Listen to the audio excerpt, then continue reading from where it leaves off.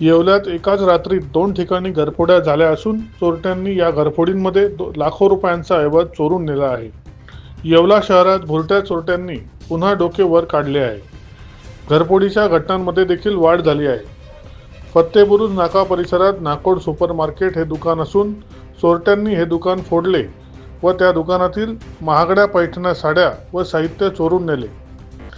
याआधी मनमाड नगर महामार्गावरील SS mobile येथे देखील भुरट्या चोरट्यांनी चोरी करण्याचा प्रयत्न केला होता. दरम्यान येवला पोलिसांनी गस्त वाढवावी अशी मागणी नागरिक करीत आहेत. दुसरी घरफोडी नागरे एंटरप्राइजेस येथे झाली. या दुकानात अंदाजे 6 लाख रुपयांचा माल चोरीला गेल्याचे दुकानदाराने सांगितले. पोलिसांनी येथे डॉग स्क्वॉड व फिंगर स्क्वॉड यांना पाचारण केले असून चोरट्यांचा शोध सुरू आहे. एकाच रात्रीत 2 ठिकाणी घरफोड्या येवल्यात घडल्याने नागरिकांमध्ये भीतीचे वातावरण निर्माण झाले आहे.